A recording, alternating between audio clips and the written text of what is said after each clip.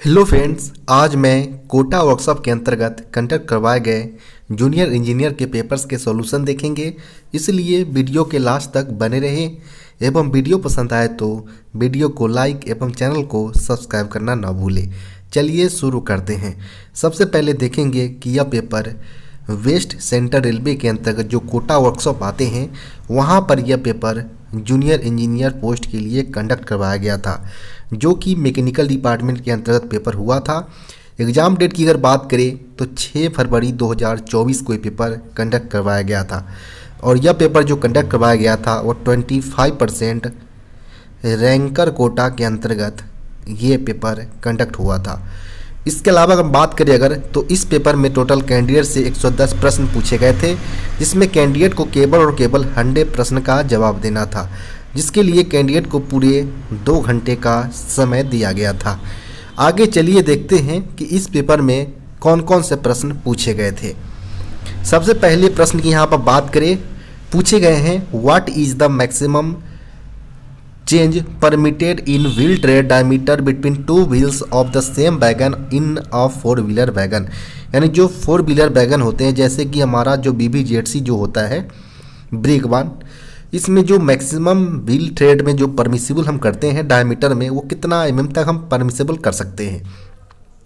तो यहाँ पर हम दोनों केस लेकर चलेंगे कि नॉर्मली जो हमारा वैगन के जो केस होता है, वैगन में जो हमारा सेम एक्सल पर 0.5 mm और वहीं सेम बोगी की अगर बात करें तो 13 mm और सेम वैगन में हमारा 25 mm होता है।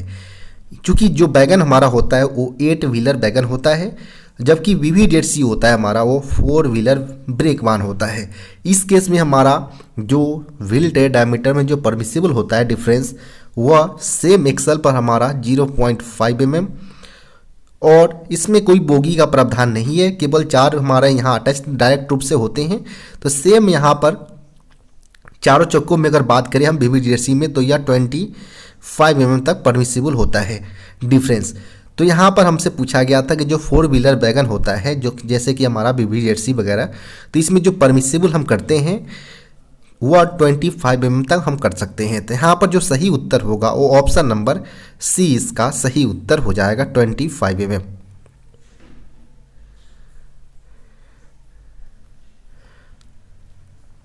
नेक्स्ट प्रश्न यहाँ पर पूछे गए हैं what is the correct practice for measuring wheel gauge. यानी जो यहाँ पर बोला गया है कि जो व्हील गेज के करेक्ट मेजरिंग के लिए जो प्रैक्टिस किया जाना चाहिए वो कौन सा प्रैक्टिस सही होता है। तो जब भी यहाँ पर आप जान लें कि व्हील गेज होता क्या है, तो व्हील गेज सेम एक्सल पर 2 चक्कों के जो व्हील फ्लेंजेज होते हैं, इनके बीच के डिस्टेंस को ही हम व्हील गेज के तौर पर जानते हैं। और यह जो मेजर किया जाना चाहिए करेक्ट वे में, वो होता है कि वैगन जो है वो हमारा या कोचे जो हमारा हो वो एम्प्टी कंडीशन में पहला होना चाहिए। इसके अलावा वो प्लेन सरफेस पर होना चाहिए। इसके अलावा जो तीसरा स्टेज होता है कि जो हमारा 13 mm जो फ्लैंज के जो रेंजेज होते हैं उन पर इसको मेजर किया जाता है। और जो चौथा इसमें मेजर पॉइंट जो होता है वो जो 120 डिग्री के अंतर पर हम इसको 3 या 4th पोजीशन में हम इसको मेजर करते हैं, ताकि हमारा जो व्हील गेज है वो करेक्ट वे में आ सके। तो यह सारे जो कंडीशन है इसको फुलफिल करना चाहिए जब हम किसी भी चक्के का या एक्सल का जो हम मेजरिंग करते हैं व्हील गेज के तौर पर। तो यहाँ पर जो सही उत्तर होगा वो ऑप्शन नंबर ए इसका सही उत्तर हो जाएगा। एम्प्टी कंडीशन में होना चाहिए, प्लेन सरफेस पर, साथ ही साथ वैलेंस से जो हमारा 13 mm का जो रेंज होता है वहाँ से मेजर किया जाना चाहिए। और 4th कंडीशन है हमारा कि 120 डिग्री के डिफरेंस पर 3 पैलेस पर 3 स्थानों पर यानी 3 पैलेस पर यहाँ पर मेजरमेंट किया जाना चाहिए। नेक्स्ट यहाँ पर प्रश्न है what is the maximum height of SLDB of BLC wagon. यानी जो BLC वैगन है इनमें 2 तरह के कार होते हैं। यानी एक यूनिट में टोटल हमारा 5 कार लगे होते हैं, जिसमें दोनों एंड पर हमारा A कार और B के जो B3 जो हमारा कार्स होते हैं वो B कार्स होते हैं। जिसमें हमारा जो A कार होता है इसमें हमारा 1 एंड पर CBC लगा होता है, जबकि बी को एक दूसरे से कनेक्ट करने के लिए हमारा स्लैक लेस ड्रॉ बार होता है। यहाँ पर ध्यान रखिए एस का यहाँ पर इंडिकेशन है स्लैक, ए लेस होगा, डी ड्रॉ और बी बार होता है, यानी स्लैक लेस ड्रॉ बार बी कार को एक दूसरे से कनेक्ट करने में यूज में लिया जाता है। इसका यहाँ पर maximum height from rail level से पूछा गया है। तो इसका जो मैक्सिमम हाइट होता है रेल लेवल से वह 845 mm होता है, जबकि सीबीसी का हाइट नॉर्मली जो नॉर्मल अदर वैगन्स में होते हैं उसी प्रकार 1105 mm मैक्सिमम हाइट होता है। तो इसको आप ध्यान रखिए। तो यहाँ पर हमसे प्रश्न में जो पूछा गया था वो पूछा गया था कि स्लैकलेस ड्रॉ बार का अधिकतम ऊंचाई क्या होगा। तो 845 इसका सही उत्तर हो जाएगा, ऑप्शन नंबर बी 845।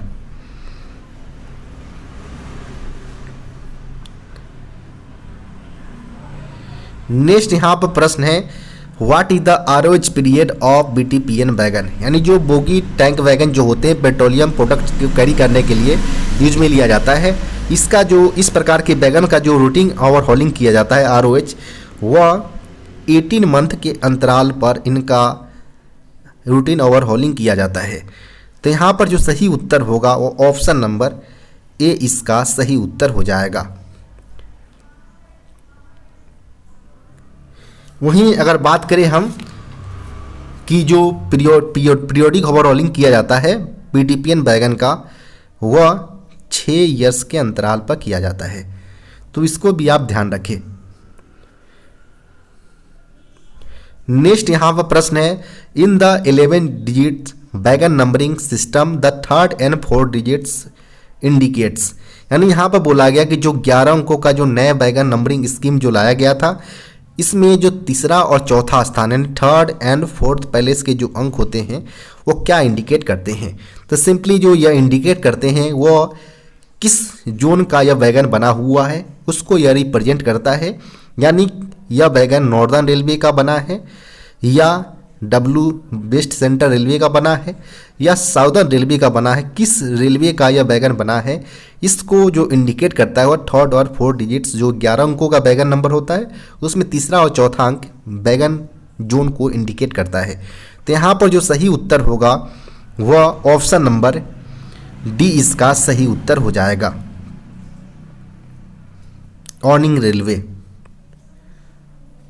नेक्स्ट यहाँ प्रश्न है what is the L10 life of bearing, bearing का जो L10 लाइफ जो होता है वो सबसे पहले यह देखिए होता क्या है। तो सिंपली उस टाइम पीरियड को यहाँ पर L10 लाइफ बोला गया है कि जब तक 90% बियरिंग को हम जितने पीरियड तक यूज में ले सकते हैं, इसके बाद जो रिमेनिंग पीरियड होता है उसके बाद हम बियरिंग को कंडम कर देते हैं। तो इसलिए उस प्रकार के जो रिमेनिंग पीरियड होता है उसे हम L10 लाइफ के तौर पर कंसीडर करते हैं, यानी the number of hours in service date 90% of bearings will survive, यानी उतने घंटे जिसमें 90% जो बियरिंग का जो कैपेसिटी है सर्विसेज है वह सर्वाइव कर जाए, वही हमारा L10 लाइफ कहलाता है। तो यहाँ पर हमारा जो इस प्रकार का दिया गया है वो ऑप्शन नंबर ए में दिया गया है। तो यहाँ पर ऑप्शन नंबर ए इसका सही उत्तर हो जाएगा, यानी 90% ऑफ बियरिंग विल सर्वाइव। तो इस प्रकार के पीरियड को हम L10 लाइफ के तौर पर जानते हैं।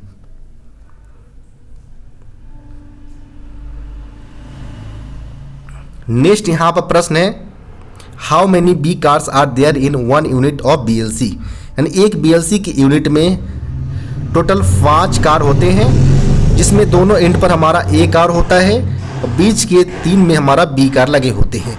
तो यानी टोटल जो नंबर्स होगा B कार्स का एक यूनिट के अंतर्गत वह 3 की संख्या में होंगे। तो यहाँ पर ऑप्शन नंबर ए इसका सही उत्तर हो जाएगा 3।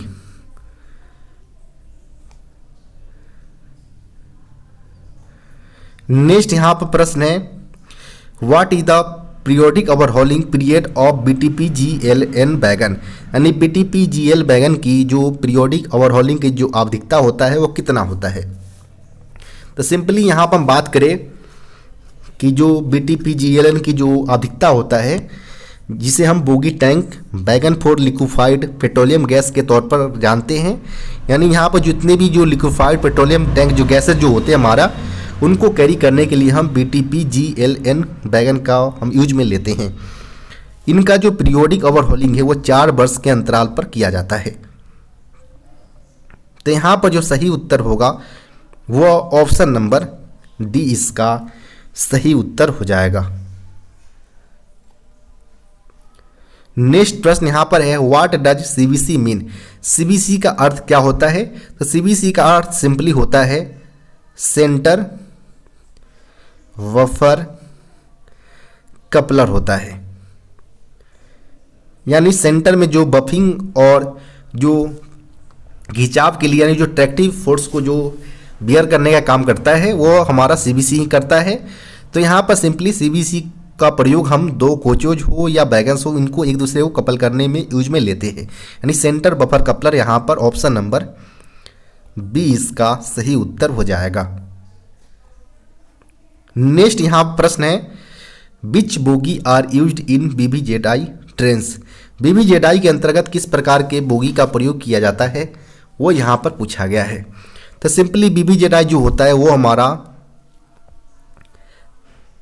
इसमें 2 ICF बोगी का प्रयोग किया जाता है।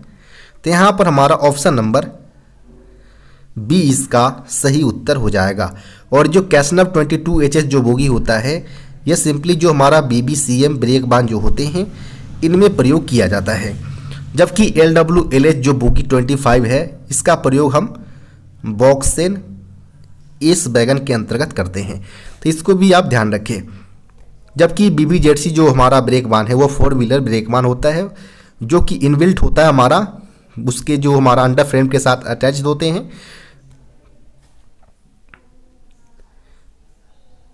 नेक्स्ट यहाँ पर प्रश्न है, in which book are instructions for inspection and maintenance of Casnub bogie? यानी कैसनव बोगी के लिए जो इंस्पेक्शन और मेंटेनेंस से रिलेटेड जो इंस्ट्रक्शन दिया गया है RDSO टेक्निकल पैम्पलेट्स के अंतर्गत वो कौन सा है? तो सिंपली हमारा जो कैसनव बोगी है, कैसनव बोगी के लिए जो मेंटेनेंस दिया गया है वो G95 के अंतर्गत दिया गया है। तो यहाँ पर जो ऑप्शन होगा वो ऑप्शन नंबर बी इसका सी इसका सही उत्तर हो जाएगा, G95। इसके अलावा G70 के अंतर्गत बॉक्सेन वैगन का इंस्ट्रक्शंस एवं मेंटेनेंस से रिलेटेड इंस्ट्रक्शन बताए गए हैं। वहीं G100 के अंतर्गत जो BLC के अंतर्गत जो हमारा ऑटोमेटिक ट्विस्ट लॉक प्रयोग किया जाता है इसका मेंटेनेंस और इंस्पेक्शन से रिलेटेड बताया गया है। नेक्स्ट प्रश्न यहाँ पर है, how many brake cylinder are installed in a wagon of BMBS manufactures by नॉर? यानी नॉर के द्वारा बनाए गए जो बोगी माउंटेड ब्रेक सिस्टम के जो टाइप के वैगन होते हैं इसमें कितनी संख्या में ब्रेक सिलेंडर इंस्टॉल होता है वो यहाँ पर पूछा गया है। चूँकि हम बात करें कि नॉर्मली जो हमारा वैगन जो होते हैं हमारा, इनमें हमारा नॉर BMBS के अंतर्गत अगर बात करें हम तो नॉर और सेकेंड जो है हमारा वह स्कॉट ब्रेक सिलेंडर का प्रयोग किया जाता है। जिसकी संख्या की बात करें तो प्रत्येक बोगी के ऊपर 1 की संख्या में होता है, यानी 2 की संख्या पर वैगन के ऊपर इसमें माउंटेड होते हैं। तो यहाँ पर जो सही उत्तर होगा वो option number B 02 in each wagon.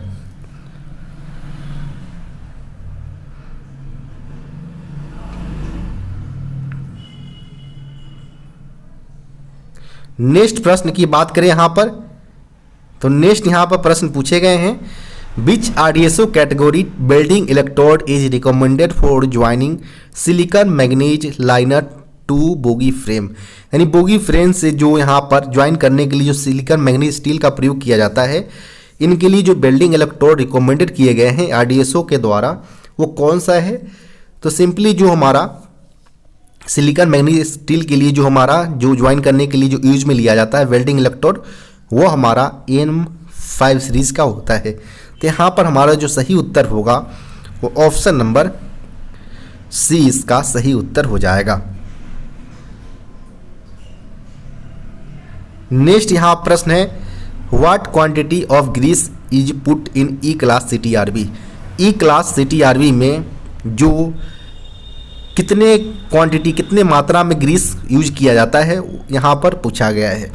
तो सिंपली हम जानते हैं कि जो मालगाड़ी होते हैं हमारे बैगन्स वगैरह, उसमें हमारा ई टाइप का बियरिंग यूज में लिया जाता है और एक के प्रकार का बियरिंग यूज में लिया जाता है। ई प्रकार नॉर्मली जितने भी सारे बैगन जो हमारा यूज में लिए जाते हैं कैसना बोगी के अंतर्गत, उनमें इसका प्रयोग किया जाता है।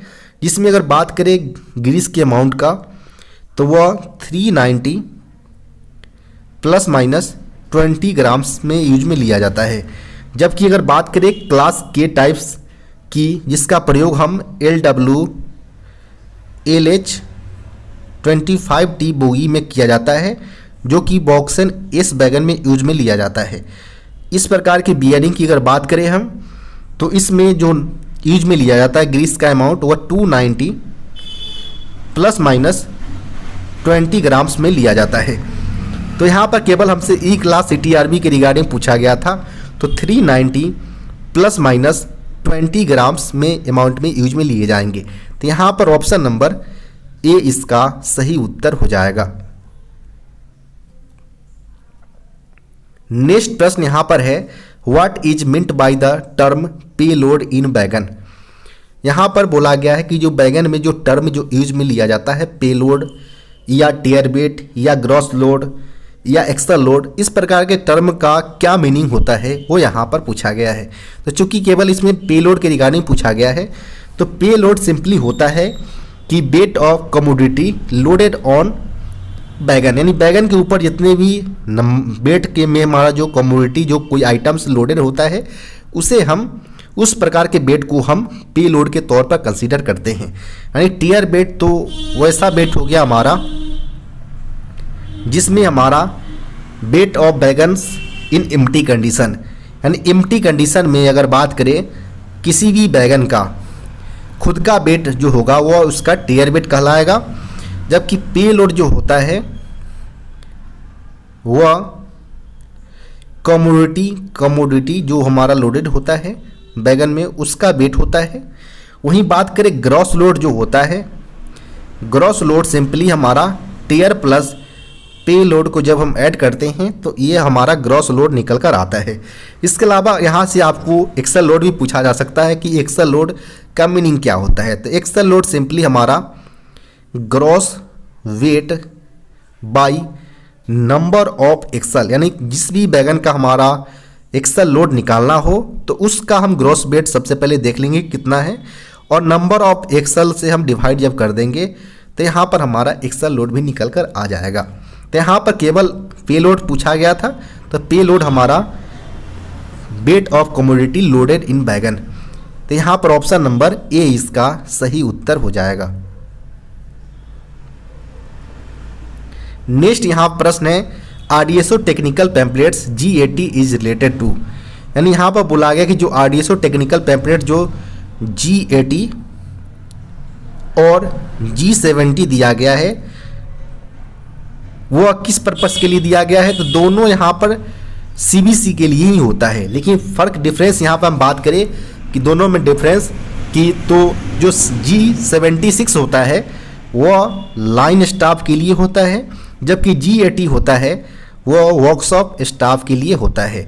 जबकि यह दोनों का प्रयोग हम CBC के मेंटेनेंस के लिए ही करते हैं। तो यहाँ पर जो सही उत्तर होगा वो ऑप्शन नंबर बी इसका सही उत्तर हो जाएगा, maintenance of CBC, option number B. Next प्रश्न यहाँ पर है, LCCF20C bogie is used in which type of wagon, यानी किस प्रकार के बैगन्स में हम LCCF20C बोगी का प्रयोग करते हैं। तो इस प्रकार का बोगी का प्रयोग हम BLC यानी जो कंटेनर बैगन जो होता है हमारा BLC बैगन, उसमें इस प्रकार का बोगी का प्रयोग किया जाता है। तो यहाँ पर जो सही उत्तर होगा वो ऑप्शन नंबर सी इसका सही उत्तर हो जाएगा। नेक्स्ट प्रश्न यहां पर है, in which area is access ISO 3834 available, यानी यहां पर बोला गया है कि किस क्षेत्र में जो हमारा ISO 3834 का एक्सेस प्राप्त होता है, तो सिंपली जो हमारा ISO जो है 3834 वो हमारा जो क्वालिटी मेजरमेंट, जो क्वालिटी रिक्वायरमेंट जो होता है वेल्डिंग के लिए, उससे रिलेटेड या एक्सेस को प्रोवाइड करवाता है। तो यहाँ पर सिंपली वेल्डिंग रिक्वायरमेंट यहाँ पर हो जाएगा, जो कि ऑप्शन नंबर बी में दिया गया है। तो यहाँ पर ऑप्शन नंबर बी इसका सही उत्तर हो जाएगा। इसके अलावा ISO 9001 का प्रयोग हम QMS यानी क्वालिटी मैनेजमेंट सिस्टम के लिए करते हैं। ISO 14001 का प्रयोग हम EMS यानी इन्वायरमेंटल मैनेजमेंट सिस्टम के लिए करते हैं। ISO 5001 का प्रयोग हम EMS यानी एनर्जी मैनेजमेंट सिस्टम के लिए करते हैं। इसके अलावा जो बार बार रिपीटेशन में पूछे जाते हैं, ISO 45001 का प्रयोग वो हम occupational health and safety management system के लिए यूज में लेते हैं।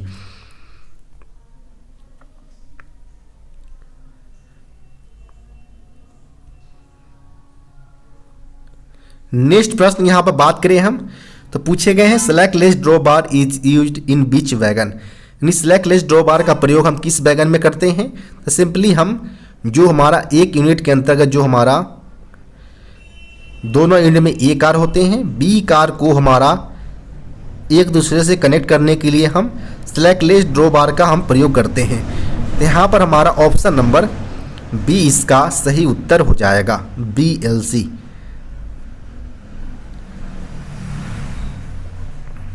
नेक्स्ट प्रश्न यहाँ पर है what is the main difference between BTPN and BTFLN, यानी BTPN और BTFLN में जो बैगन, जो दो प्रकार के बैगन हैं, इसमें डिफरेंसेस क्या होते हैं। तो इसमें जो मेनली डिफरेंसेस होते हैं कि जो हमारा BTPN है वो हमारा फ्रेम के साथ आता है, फ्रेम के ऊपर इसका जो बैरल होता है BTPN का वो फ्रेम के ऊपर माउंटेड होता है, और जो फ्रेम है वो हमारा बोगी के साथ कनेक्टेड होते हैं। जबकि जो हमारा BTFLN जो बैगन होता है यह हमारा फ्रेम लेस होता है,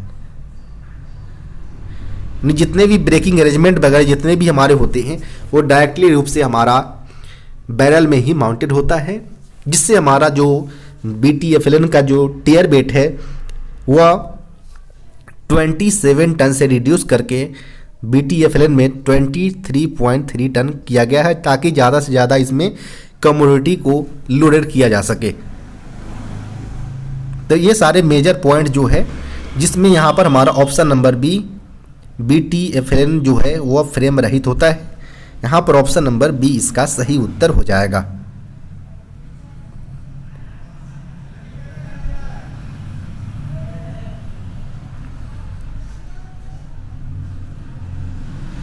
नेक्स्ट यहाँ पर प्रश्न है automatic twist lock ATL is install in which wagon, यानी ATL जो इंस्टॉल किया होता है वो BLC वैगन में इंस्टॉल होता है। यहाँ पर ऑप्शन नंबर बी इसका सही उत्तर हो जाएगा। इसका 8 की संख्या में प्रत्येक BLC कार में प्रयोग किया जाता है, या तो A कार हो या B कार हो, सारे प्रत्येक कार के ऊपर हमारा 8 की संख्या में ATL लगा होता है, जिसका यूज हम कंटेनर को लॉक या अनलॉक करने में यूज में लेते हैं। नेक्स्ट प्रश्न यहाँ पर है how many digits are there in PL number, PL number में कितने डिजिट्स होते हैं वो यहाँ पर पूछा गया है। तो PL नंबर सिंपली जो होता है वह प्राइस लिस्ट नंबर होता है, जिसका प्रयोग स्टॉक आइटम के लिए किया जाता है, और यह जो होता है वो 8 डिजिट का होता है। तो यहाँ पर ऑप्शन नंबर सी इसका सही उत्तर हो जाएगा। नेक्स्ट प्रश्न यहाँ पर है what does PO mean in store department, store department के अंतर्गत जो PO वर्ड का यूज में लिया जाता है इसका मतलब होता है परचेज ऑर्डर, परचेज ऑर्डर। तो यहाँ पर जो सही उत्तर होगा वो ऑप्शन नंबर ए इसका सही उत्तर हो जाएगा, meaning of PO in store department. Next प्रश्न यहाँ पर है wagon repair shop Kota incentive scheme is based on which pattern, यानी जो वैगन रिपेयर शॉप जो कोटा वर्कशॉप है, इनमें जो इंसेंटिव स्कीम का जो किस प्रकार के पैटर्न पर आधारित है। क्योंकि मेनली दो प्रकार के हमारा इंसेंटिव स्कीम यूज में लिया जाता है। एक हमारा ग्रुप इंसेंटिव स्कीम और एक हमारा जो होता है वो चितरंजन लोकोमोटिव्स जो हमारा पैटर्न है इसका प्रयोग किया जाता है। और एक होता है हमारा तिरुपति टाइप का। तो तिरुपति यहाँ पर जो कोटा वर्कशॉप के अंतर्गत जो इसको लिया गया है वो हमारा CLW यानी चितरंजन लोकोमोटिव वर्क्स टाइप के इंसेंटिव स्कीम का प्रयोग किया जाता है। तो यहाँ पर ऑप्शन नंबर ए इसका सही उत्तर हो जाएगा।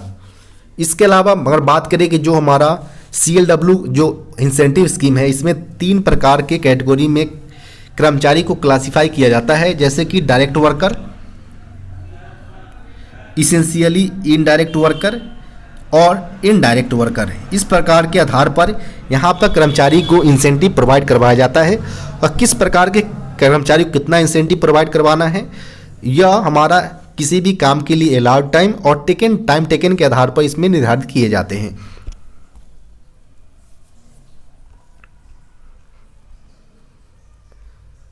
नेक्स्ट यहाँ पर प्रश्न है, इन अ लॉट ऑफ 1000 नकल 7.5% of the knuckles are found defective. So how many useful knuckle will there be? यानी यहाँ पर बोला गया कि कहीं पर 10,000 की संख्या में नक्कल मौजूद है, जिसमें से 7.5% नक्कल जो है वह डिफेक्टिव है। तो इस बेस में जो प्रेजेंट में कितने नक्कल जो अवेलेबल होंगे वो यूजफुल होंगे वो यहाँ पर पूछा गया है। तो सिंपली 10,000 का आप 7.5 जब निकालेंगे तो आपका 750 आएगा। इसको 750 को आप घटा लें सिंपली तो आपका 9,250 निकल कर आएगा। यही नंबर्स में नक्कल जो होंगे वो अवेलेबल होंगे यूजफुल स्थिति में। तो यहाँ पर ऑप्शन नंबर सी इसका सही उत्तर होगा। नेक्स्ट यहाँ पर प्रश्न है, which of the following is a material inspection agency, यानी मटेरियल इंस्पेक्शन एजेंसी में यहाँ पर कौन कौन से हो सकते हैं। तो यहाँ पर 4 ऑप्शन दिया गया है कि कौन सा यहाँ पर ऑप्शन में हमारा मटेरियल इंस्पेक्शन एजेंसी हो सकता है। तो यहाँ पर हमारा RDSO है जिसका काम होता है मटेरियल को इंस्पेक्शन करने का। तो यहाँ पर हमारा जो सही उत्तर होगा वो ऑप्शन नंबर डी RDSO इसका सही उत्तर हो जाएगा। इसके अलावा हमारा जो पहला ऑप्शन है IRICEN, यानी इसका मतलब होता है Indian railway institute of civil engineering, जो कि पुणे के अंतर्गत है। यहाँ पर सिविल से रिलेटेड जो भी हमारा गजेटेड ऑफिसर्स वगैरह होते हैं इनका ट्रेनिंग यहाँ पर दिया जाता है। जबकि IRIMEE यानी Indian railway institutes of mechanical and electrical engineering से रिलेटेड जो IRIME जो है वो जमालपुर में स्थित है। इसके अलावा हम बात करें नायर का, यानी national academy of Indian railway, जो कि बड़ोदरा के अंतर्गत स्थित है।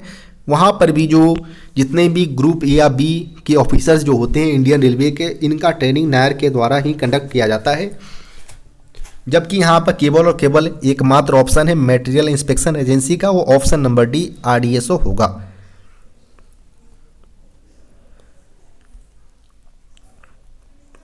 नेक्स्ट यहाँ पर प्रश्न है, which year is used in plasma cutting. Plasma cutting में किस प्रकार का ईयर यूज में लिया जाता है वो यहाँ पर पूछे गए हैं। तो प्लाज्मा कटिंग की अगर बात करें तो यह सिंपली जो है हमारा स्टेनलेस स्टील को जो कि वाइड थिकनेस वाले भी होते हैं तो इनको आसानी पूर्वक प्लाज्मा कटिंग कट कर देते हैं। इसमें जो ईयर यूज में लिया जाता है वो कंप्रेस्ड ईयर का प्रयोग में लिया जाता है। कंप्रेस्ड ईयर का इसमें यूज में लिया जाता है स्टेनलेस स्टील को कट करने के लिए प्लाज्मा कटिंग के अंतर्गत। तो यहाँ पर ऑप्शन नंबर सी इसका सही उत्तर होगा। नेक्स्ट यहाँ पर प्रश्न है, what is the main cause of porosity. Porosity का यहाँ पर मेन कॉज कारण पूछा गया क्या हो सकता है। पोरोसिटी सिंपली यहाँ पर जो वेल्डिंग के अंतर्गत जो आने वाले डिफेक्ट जो होते हैं इनको हम पोरोसिटी बोलते हैं। पोरोसिटी के हम दूसरे नाम से भी जानते हैं जिसे हम ब्लो होल के तौर पर जानते हैं। सिंपली जब भी कोई हम वेल्डिंग करते हैं किसी भी मेटल के ऊपर, तो वहाँ पर हमारा कोई एयर गैप बनता है छोटे छोटे छिद्र के रूप में। तो इस प्रकार के जो एयर गैप होता है इसे ही हम, जो हमारा बेल्ट मेटल पर उपलब्ध होते हैं, इसे ही हम ब्लो होल या पोरोसिटी के तौर पर जानते हैं। जिसे यहाँ पर हम बात करें, जब भी हम वेल्डिंग करते हैं छोटे छोटे पॉइंट में हमारा यहाँ पर एयर गैप आ जाता है बेल्ट मेटल के ऊपर, इसे हम ब्लो होल या पोरोसिटी के तौर पर जानते हैं। क्योंकि यहाँ पर मेन कॉज पूछा गया है, क्या कॉज हो सकता है, तो इसका कॉज होने का होता है कि जब भी हम वेल्डिंग करते हैं तो उस दौरान काफ़ी हाई मात्रा में करंट का सेटिंग हो, सप्लाई हो, या इसके अलावा हमारा जो इलेक्ट्रोड होता है वो मॉइस्चर अफेक्टेड हो, तो यह भी हमारा कारण बन सकता है। तीसरे कॉज होता है कि जो हमारा पोलैरिटी है, एक हमारा स्ट्रेट पोलैरिटी होता है, एक हमारा रिवर्स पोलैरिटी होता है। इसमें भी रॉन्ग पोलैरिटी को चूज करने से हमारा यह कॉज देखने को मिल सकता है। और जो चौथा मेन कॉज जो होता है, जो आर्क जो हम यूज में लेते हैं वो अनइवन यानी छोटा या बड़ा होने के कारण भी हमारा पोरोसिटी या बॉल ब्लो होल जो है उसको कारण हो सकते हैं। तो यहाँ पर हम ऑप्शन की तरफ अगर चले हम, तो ऑप्शन नंबर सी में यहाँ पर बोला गया है कि जो हाई इलेक्ट्रिक करंट का सप्लाई जो होता है, तो यहाँ पर हमारा ऑप्शन नंबर सी भी सही हो जाएगा। हाई करंट सप्लाई और मॉइस्चर अफेक्टेड इलेक्ट्रोड, इसके दोनों कारण, तो यहाँ पर हमारा ऑप्शन सी और डी दोनों सही हो सकते हैं। तो यहाँ पर ऑप्शन नंबर सी एवं डी दोनों यहाँ पर उत्तर सही उत्तर होगा। नेक्स्ट यहाँ पर प्रश्न है, all wheels are reprofiled during POH, यानी पीरियोडिक ओवरहॉलिंग के दौरान सारे व्हील्स का रीप्रोफाइलिंग किया जाना चाहिए या किया जाता है। तो यस, जब भी हमारा पीरियोडिक ओवरहॉलिंग के लिए वैगन जाता है वर्कशॉप के अंतर्गत, तो उनको व्हील्स को निकालकर व्हील सेक्शन में भेज दिया जाता है, जहाँ पर इसकी वैगन जो इसकी डाया वगैरह का मेजरमेंट करके उसको रीप्रोफाइलिंग की जरूरत के अनुसार उनका रीप्रोफाइलिंग किया जाता है। तो यहाँ पर ऑप्शन नंबर बी इसका सही उत्तर हो जाएगा।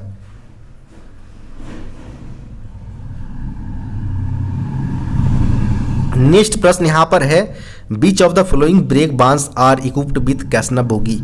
कैसनब बोगी के साथ किस प्रकार का ब्रेक बान लगा होता है, तो सिंपली हमारा कैसनब 22HS जो बोगी होता है यह हमारा BBCM के अंतर्गत होता है। तो यहाँ पर हमारा ऑप्शन नंबर बी इसका सही उत्तर हो जाएगा। इसके अलावा BBZI के अंतर्गत हमारा ICF बोगी लगा होता है, तो इसका आप ध्यान रखिए, जबकि BBZC हमारा 4 व्हीलर ब्रेक बान होता है।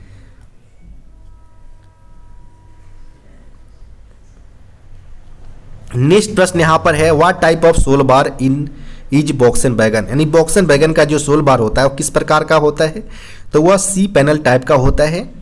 तो यहाँ पर ऑप्शन नंबर ए इसका सही उत्तर हो जाएगा, सी पैनल टाइप का।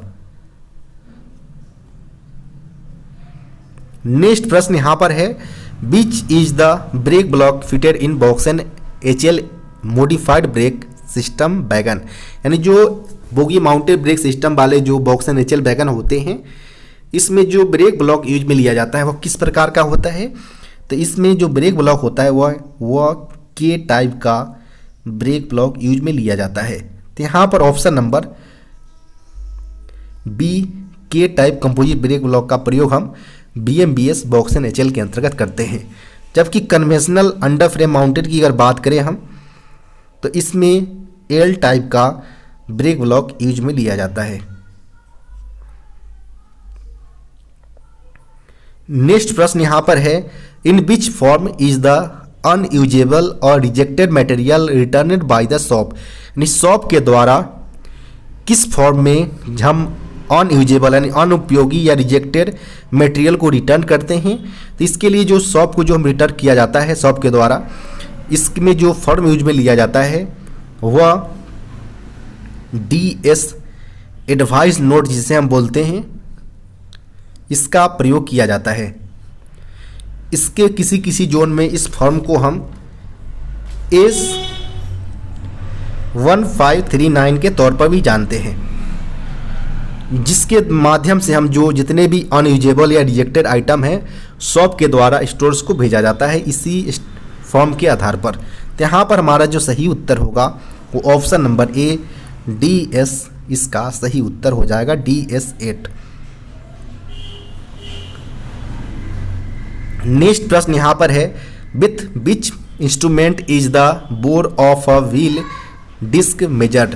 यानी यहाँ पर बोला गया है कि जो व्हील डिस्क को मेजर करने के लिए जो किस प्रकार के इंस्ट्रूमेंट का प्रयोग किया जाता है। यानी जो व्हील डिस्क में जो बोर होता है इनका मेजरमेंट हम डिजिटल माइक्रोमीटर के माध्यम से करते हैं, डिजिटल माइक्रोमीटर।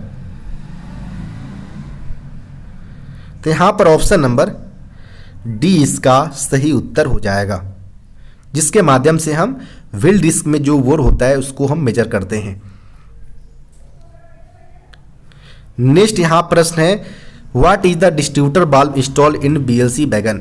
BLC वैगन में जो डिस्ट्रीब्यूटर बाल्ब इंस्टॉल होते हैं वो किस प्रकार के होते हैं, तो वह सिंपली हमारा जो BLC वैगन है उसमें C3W2 टाइप्स के डिस्ट्रीब्यूटर बाल्ब होते हैं, जिसके माध्यम से हमारा जो एम्प्टी या लोडेड के लिए जो हमारा LSD लगा होता है प्रत्येक बोगी के ऊपर एक की संख्या में होता है, या इसमें लगे प्लेंजर को जब हमारा लोअर प्लैंक सेंस करता है जब लोडेड कंडीशन है एम्प्टी कंडीशन को, फिर यह प्रेशर हमारा डिस्ट्रीब्यूटर बाल्व को मेंटेन करने का काम करता है और इसके प्रोसेस से ही हमारा एम्प्टी या लोडेड डिवाइस को जो हमारा पिस्टन स्ट्रोक है उसी के अनुसार एडजस्ट किया जाता है। तो यहाँ पर हमसे जो पूछा गया था टाइप्स जो डिस्ट्रीब्यूटर बाल्व यूज किए जाते हैं BLC वैगन के अंतर्गत वो C3W2 टाइप्स के होते हैं। यहाँ पर ऑप्शन नंबर डी इसका सही उत्तर हो जाएगा। नेक्स्ट यहाँ प्रश्न है, where is the DS8 form use. DS8 form का प्रयोग हम कोई मटेरियल को चाहे वो अनयूजेबल हो या रिजेक्टेबल हो इसका प्रयोग के लिए हम इसमें यूज में लेते हैं। तो यहाँ पर जो सही उत्तर होगा वो ऑप्शन नंबर ए कैंसिलेशन या रद्दीकरण इसका सही उत्तर हो जाएगा। अदर फॉर्म में इसे हम S1539 के तौर पर जानते हैं और इसको अदर लैंग्वेज अगर बात करें तो इसे हम एडवाइस नोट के तौर पर जाना जाता है।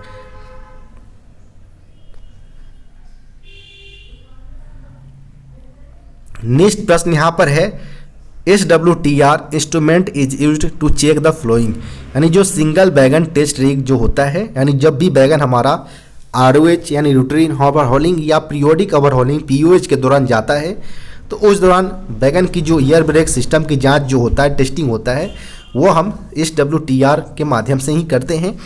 तो यहाँ पर हमारा जो सही उत्तर होगा option number B during testing of wagon we can use SWTR during ROH और POH। यहाँ पर ऑप्शन नंबर बी इसका सही उत्तर हो जाएगा।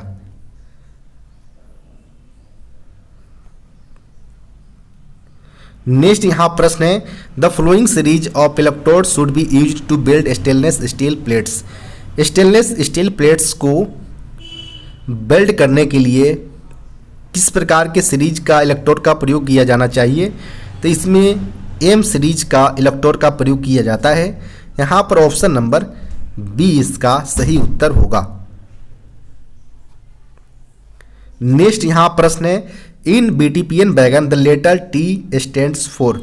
यानी BTPN वैगन में जो लेटर T जो होता है T वर्ड वह क्या इंडिकेट करता है, तो सिंपली यहाँ पर जो B होता है वह बोगी, T होता है tank, 4 petroleum with air brake system के साथ यहाँ पे इसका फुल फॉर्म होता है। यानी यहाँ पर B होता है वह बोगी को इंडिकेट करता है, T होता है वो टैंक वैगन को, और P होता है वो हमारा पेट्रोलियम प्रोडक्ट जो होता है, और ये होता है हमारा न्यूमेटिक एयर ब्रेक सिस्टम जो होता है हमारा उसको इंडिकेट करता है। तो यहाँ पर जो T होगा वो टैंक, ऑप्शन नंबर बी इसका सही उत्तर हो जाएगा।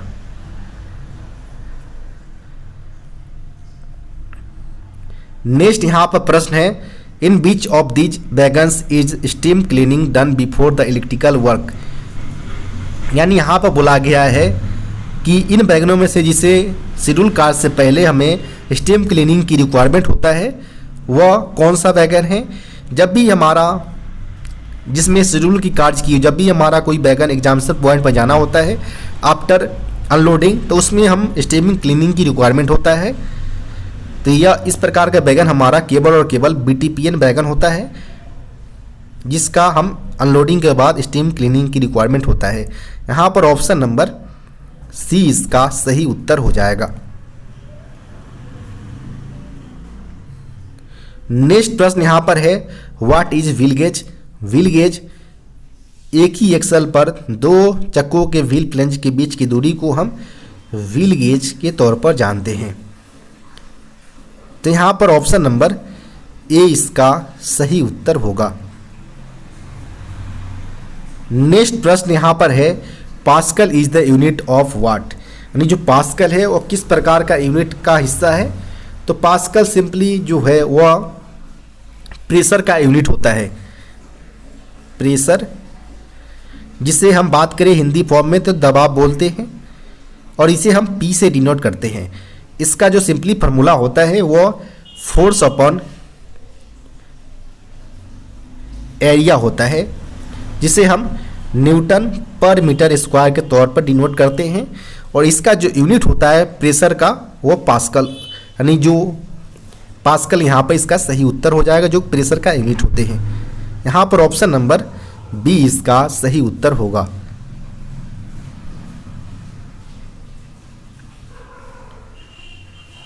नेक्स्ट यहाँ प्रश्न है, EIW यानी essential indirect worker is the average incentive earned by the employ and the average incentive earned by the direct workers. यहाँ पर बोला गया है कि जो डायरेक्ट कर्मचारी जो होता है,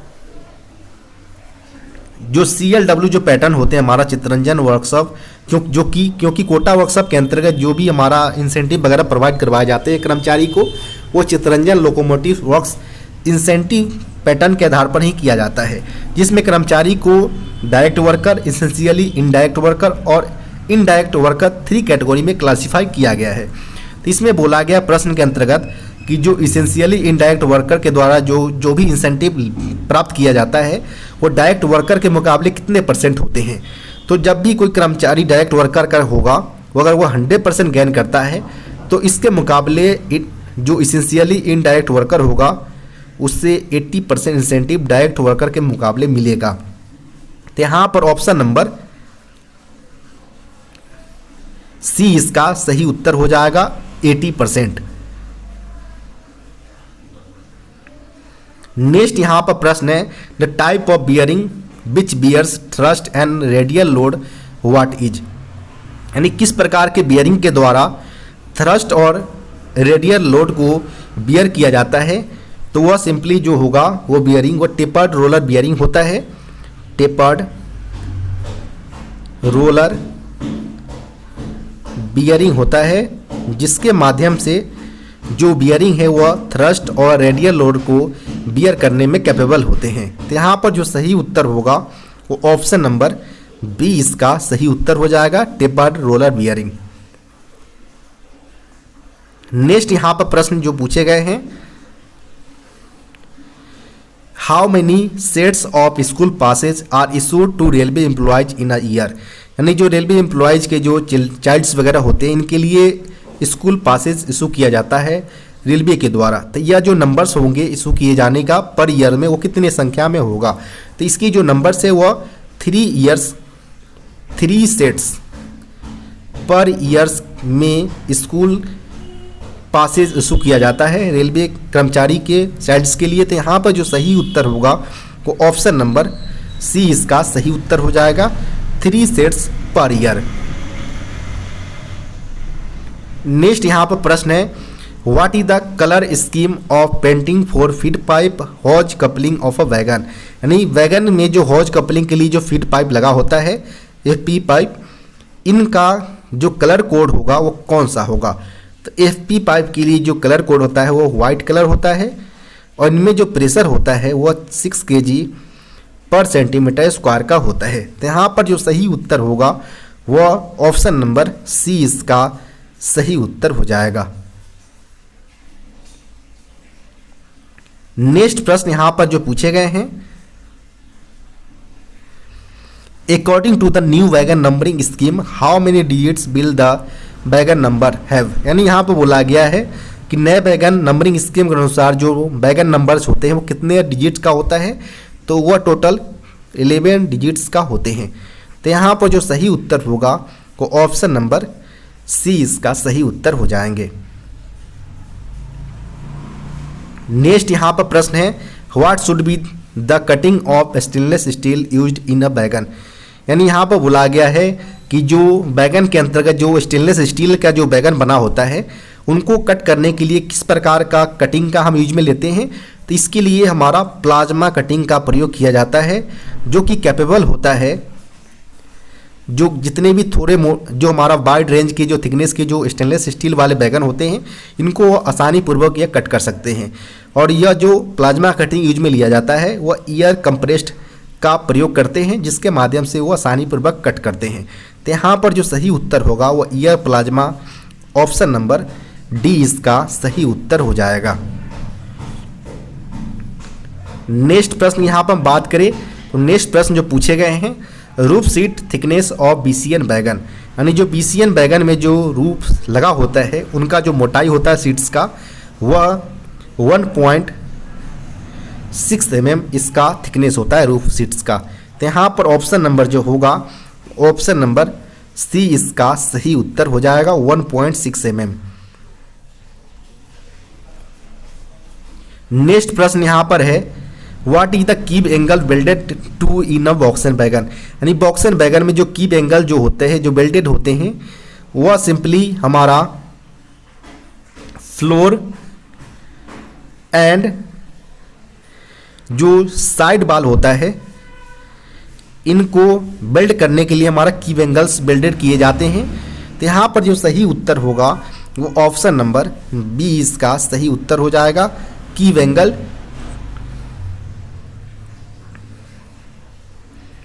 नेक्स्ट यहाँ पर प्रश्न है, what is the full form name of PTO. PTO का फुल नेम क्या होता है। तो पीटीओ का जो फुल नेम होता है वो प्रिविलेज टिकट ऑर्डर होता है। यह ग्रुप ए से लेकर ग्रुप या बी के ऑफिसर्स हो या ग्रुप सी एंड डी के एम्प्लॉयज हो, चारों कैटेगरीज के जो कर्मचारी है इनको प्रत्येक वर्ष 4 की संख्या में पीटीओ प्रोवाइड करवाया जाता है। जिसकी अगर बात करें वैलिडिटी का तो इसकी जो वैलिडिटी होता है वो 5 मंथ्स इसका वैलिडिटी होता है। तो इसकी आप ध्यान रखें, पीटीओ का फुल फॉर्म होगा प्रिविलेज टिकट ऑर्डर। यहाँ पर ऑप्शन नंबर बी इसका सही उत्तर हो जाएगा। नेक्स्ट यहाँ पर प्रश्न है, how many days is the maternity leave. यानी जो फीमेल रेल कर्मचारी को जो मैटरनिटी लीव प्रोवाइड करवाया जाता है वो up to 0 to surviving children तक प्रोवाइड करवाया जाता है। और जो प्रत्येक चाइल्ड के केस में जो मैटरनिटी लीव प्रोवाइड करवाया जाता है वह 180 डेज का होता है। तो यहाँ पर सही जो उत्तर होगा वो ऑप्शन नंबर ए इसका सही उत्तर हो जाएगा, 180 डेज इन वन टाइम। यहाँ पर ध्यान रखिए एक बार में ही 180 डेज प्रोवाइड करवाया जाता है प्रत्येक चाइल्ड के केस में। तो यहाँ पर जो सही उत्तर होगा वो ऑप्शन नंबर ए इसका सही उत्तर हो जाएगा। नेक्स्ट यहाँ पर प्रश्न है, how many LAP can a railway employee get in a year. यानी एक रेल कर्मचारी प्रत्येक वर्ष कितने संख्या में लीव ऑन एवरेज पे प्राप्त करता है। तो उसे प्रत्येक 6 मंथ के अंतराल पर 15-15 एलएपी दिया जाता है। प्रत्येक ईयर की अगर बात करें तो 30 की संख्या में एलएपी प्रत्येक वर्ष कर्मचारी को दिए जाते हैं। जिसका क्रेडिशन की अगर बात करें तो 1 जनवरी को 15 एलएपी और 1 जुलाई को 15 एलएपी उनके अकाउंट में क्रेडिट किए जाते हैं। तो यहाँ पर जो सही उत्तर होगा वो ऑप्शन नंबर ए इसका सही उत्तर हो जाएगा।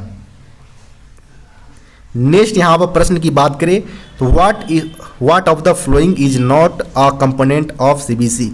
नहीं, यहाँ पर जो 4 ऑप्शन दिए गए इसमें से किस प्रकार का ऑप्शन सेंटर बफर कपलर का कंपोनेंट्स के तौर पर नहीं कंसीडर किए जाएंगे। सबसे पहले यह जान लें कि जो सेंटर बफर कपलर का जो पार्ट्स होते हैं मेजरली जो फ्रंट वाले पार्ट्स जो होते हैं इसमें नक्कल और इसके जो पिन लगे होते हैं, knuckle pin, locking piece, knuckle thrower, lock lifter assembly, operating handle, bearing piece, ये सारे जो मेजर जो फ्रंट वाले पार्ट्स होते हैं। तो इसमें जो ऑप्शन के अनुसार चले अगर तो नक्कल इसका पार्ट्स होता है, थ्रोअर भी पार्ट्स होता है और लॉकिंग पीस भी होता है, जबकि साइकिल इसका पार्ट्स नहीं होता है। यहाँ पर ऑप्शन नंबर सी इसका सही उत्तर हो जाएगा।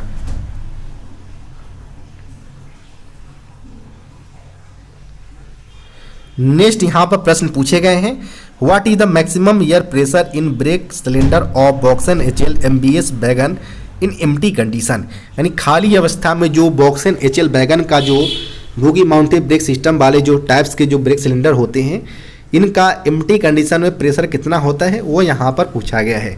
तो जब भी अगर बात करें इस प्रकार का प्रश्न पूछे जाते हैं कि मॉडिफाइड ब्रेक सिस्टम में जो ब्रेक सिलेंडर का जो प्रेशर होगा खाली स्थिति में, तो एम्प्टी कंडीशन में जो प्रेशर होता है वो 2.2 प्लस माइनस 0.25 kg पर सेंटीमीटर स्क्वायर प्रेशर होता है ब्रेक सिलेंडर के अंतर्गत एम्प्टी कंडीशन में। जबकि लोडेड की अगर बात करें तो 3.8 प्लस माइनस 0.1 kg पर सेंटीमीटर स्क्वायर प्रेशर होता है लोडेड कंडीशन में। चूँकि प्रश्न जो पूछे गए थे वो एम्प्टी कंडीशन के रिगार्डिंग पूछे गए थे, तो 2.2 इसका ऑप्शन नंबर सी इसका सही उत्तर हो जाएगा। नेक्स्ट यहाँ पर प्रश्न है, what is the diameter of wear brake branch pipe used in wagon. यानी वैगन मालगाड़ियों के अंतर्गत जो ब्रांच पाइप यूज में लिए जाते हैं, इनका व्यास डायमीटर पाइप का कितना होता है वो यहाँ पर पूछे गए हैं। तो जो मेन पाइप होता है वैगन मालगाड़ियों के अंतर्गत वह 32 mm, वहीं ब्रांच पाइप की अगर बात करें हम तो ब्रांच पाइप का डाया होता है 20 mm होता है। तो यहाँ पर ब्रांच पाइप पूछा गया था, तो branch pipe 20 mm option number A इसका सही उत्तर हो जाएगा। नेक्स्ट यहाँ पर प्रश्न है, the diameter of the new wheel of BLC wagon. BLC wagon के केस में जो नए चक्कों का व्यास होता है वह 840 mm, जब ये रिड्यूस होकर 780 mm पर आ जाता है तो इसे हम सर्विस से कंडम कर देते हैं। तो यहाँ पर नए चक्कों का पूछा गया था, तो 840 mm इसका सही उत्तर हो जाएगा, ऑप्शन नंबर बी। नेक्स्ट यहाँ पर प्रश्न जो पूछे गए हैं, capacity of auxiliary reservoir install on BOXN wagon. BOXN wagon के ऊपर जो एयर टैंक इंस्टॉल होता है, लगा होता है, जिसका काम होता है ब्रेकिंग के दौरान ब्रेक सिलेंडर को प्रेशर पहुंचाने में असिस्ट करना होता है, जिसका अगर बात करें कैपेसिटी का तो वह 100 लीटर का होता है। तो यहाँ पर जो सही उत्तर होगा वो ऑप्शन नंबर ए इसका सही उत्तर हो जाएगा। नेक्स्ट यहाँ पर प्रश्न है, what is the term पुट्टा cryo की यहाँ पर शब्द जो यहाँ पर टर्म है वो फैक्ट्री में के अंतर्गत वो क्या किससे संबंधित होता है वो यहाँ पर पूछे गए हैं। तो पुट्टा क्रायो की अगर बात करें तो यह जो टर्म यूज में लिया जाता है फैक्ट्री के अंतर्गत, इसका मतलब होता है कि जो लिक्विड जो ऑक्सीजन टैंक होता है, इनका संग्रह जो होता है हमारा स्टोर करने के रिलेटेड यहाँ पर टर्म यूज में लिया जाता है कि लिक्विड ऑक्सीजन टैंक को स्टोर किया जाए। यहाँ पर ऑप्शन नंबर ए इसका सही उत्तर हो जाएगा, पुट्टा क्रायो लिक्विड ऑक्सीजन टैंक।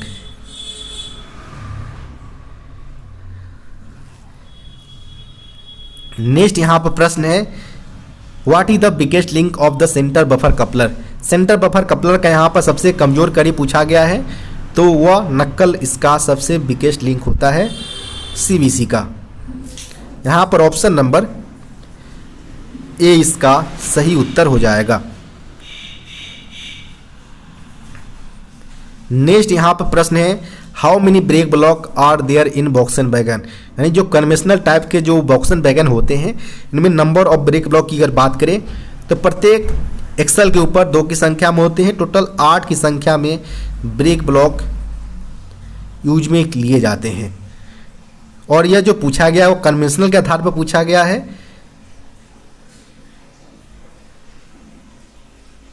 तो कन्वेंशनल के आधार पर अगर बात करें तो एल टाइप का प्रयोग किए जाएंगे। अगर BMBS के आधार पर अगर पूछे जाते तो इसमें के टाइप का ब्रेक ब्लॉक यूज में लिए जाते। तो यहाँ पर ये मेंशन नहीं है, तो केवल आप 8 की संख्या में ब्रेक ब्लॉक प्रत्येक वैगन के अंतर्गत यूज में लिए जाएंगे। यहाँ पर ऑप्शन नंबर बी इसका सही उत्तर हो जाएगा। नेक्स्ट यहाँ पर प्रश्न है diameter of air brake cylinder of BOXN wagon.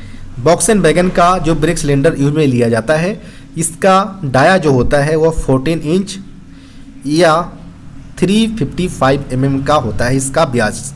यहाँ पर ऑप्शन नंबर बी इसका सही उत्तर हो जाएगा। नेक्स्ट यहाँ पर प्रश्न है capacity of auxiliary reservoir in the brake system of BBZI wagon.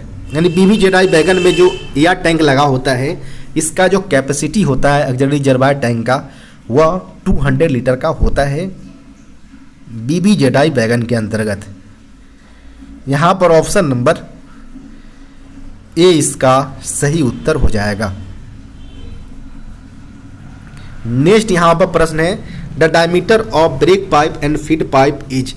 यानी जो मालगाड़ी वैगन के अंतर्गत जो हम फीड पाइप या ब्रेक पाइप यूज में लेते हैं, इनका व्यास जो डायमीटर होता है वह 32 mm का यूज में लिया जाता है। यहाँ पर ऑप्शन नंबर की बात करें तो ऑप्शन नंबर सी इसका सही उत्तर होगा। नेक्स्ट यहाँ पर प्रश्न है clearance is adjusted by SAB between. यानी जो स्लैक एडजस्टर बैरल जो होता है या क्लियरेंस जो होता है ब्रेक ब्लॉक और व्हील ट्रेड के बीच के जो क्लियरेंस होता है, यह क्लियरेंस को मेंटेन करने का काम स्लैकलेस बैरल के द्वारा ही किया जाता है। तो यहाँ पर जो सही उत्तर होगा वो ऑप्शन नंबर ए इसका सही उत्तर हो जाएगा। नेक्स्ट यहाँ पर प्रश्न है where is the control reservoir mounted. यानी जो CR जो लगा होता है वह DV के साथ कॉमन पाइप ब्रैकेट के जरिए एक दूसरे से कनेक्टेड होते हैं और इसका जो कैपेसिटी होता है वह 6 लीटर का इसका कैपेसिटी होता है और इसमें जो प्रेशर जाता है वह 5 kg पर सेंटीमीटर स्क्वायर का प्रेशर ब्रेक पाइप से होते हुए DV से होते हुए कंट्रोल रिजर्वायर को जाते हैं। तो यहाँ पर जो सही उत्तर होगा वो option number C common pipe bracket.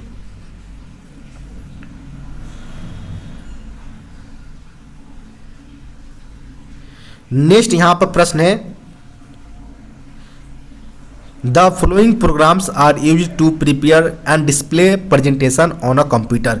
यानी यहाँ पर बोला गया है कि निम्नलिखित में से कौन सा प्रोग्राम का उपयोग किस यहाँ पर कंप्यूटर के ऊपर प्रेजेंटेशन को प्रिपेयर और डिस्प्ले करने के लिए यूज में लिया जाता है। तो इसका जो सही उत्तर होगा वो MS पावर पॉइंट का प्रयोग करके हम किसी भी प्रोग्राम्स को कंप्यूटर के ऊपर प्रेजेंटेशन के तौर पर प्रिपेयर और डिस्प्ले करते हैं। तो यहाँ पर जो सही उत्तर होगा वो option number C MS power point इसका सही उत्तर हो जाएगा। नेक्स्ट यहाँ पर प्रश्न है which part of a computer are known as its brain. Computer के जो CPU वाले पार्ट्स जो होते हैं सेंट्रल प्रोसेसिंग यूनिट, इनको एज अ ब्रेन के तौर पर कंसीडर किया जाता है कंप्यूटर के। यहाँ पर ऑप्शन नंबर ए इसका सही उत्तर हो जाएगा CPU central processing unit. Next यहाँ पर प्रश्न है in which Rajasthan city did India conduct its first nuclear test. यानी यहाँ पर बोला गया कि राजस्थान सिटी कौन से सिटी के अंतर्गत जो भारत के जो पहले न्यूक्लियर टेस्ट थे वो कंडक्ट करवाए गए थे। तो राजस्थान के अंतर्गत जो पोखरण है, पोखरण के अंतर्गत फर्स्ट न्यूक्लियर टेस्ट जो है वो 18 मई 1874 के अंतर्गत कंडक्ट करवाया गया था। तो यहाँ पर जो सही उत्तर होगा वो ऑप्शन नंबर सी इसका सही उत्तर हो जाएगा।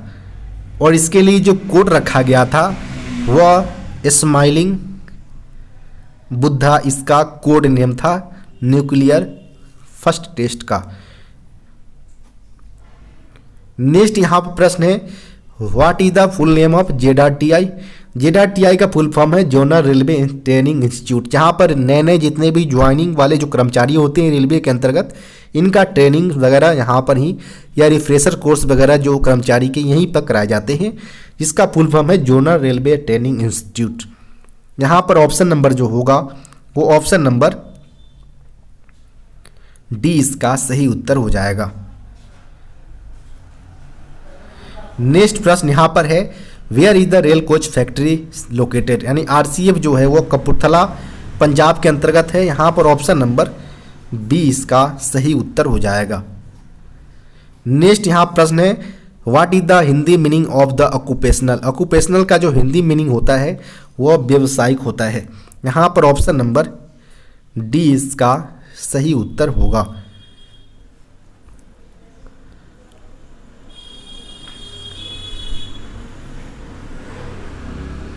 नेक्स्ट यहाँ पर प्रश्न है which certificate is issued by the local authority to cancel the suspension of an employees. यहाँ पर बोला गया है कि जो लोकल अथॉरिटी बॉडी जो होते हैं, इन प्राधिकार अथॉरिटी, इनके द्वारा जो किसी भी कर्मचारी के सस्पेंशन को रिजेक्शन करने के लिए जो स्टैंडर्ड फॉर्म यूज में लिया जाता है वो कौन सा स्टैंडर्ड फॉर्म होता है। तो सिंपली कोई भी कर्मचारी अगर पहले से सस्पेंडेड है उनको रिजेक्शन करना है सस्पेंशन को, तो इसके लिए स्टैंडर्ड फॉर्म 4 का प्रयोग करते हैं, जिसके अंतर्गत रिवोकेशन ऑफ सस्पेंशन के बारे में बताया गया है। तो यहाँ पर जो सही उत्तर होगा वो ऑप्शन नंबर बी इसका सही उत्तर हो जाएगा, SF4।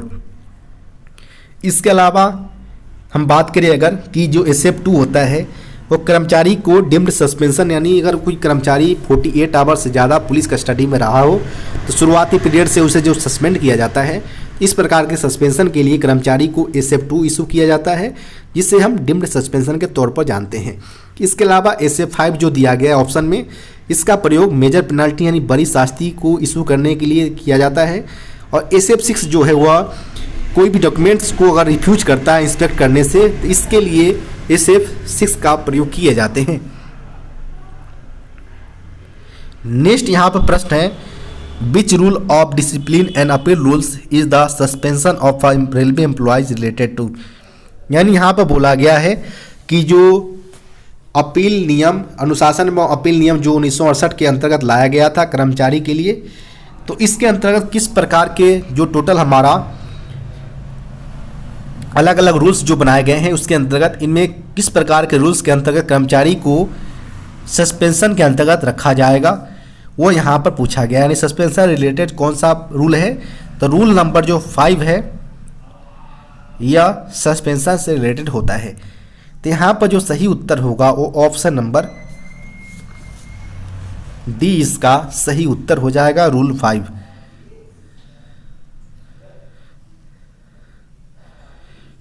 इसके अलावा बात करें रूल 2 का, तो रूल 2 के अंतर्गत डिफिनीशंस,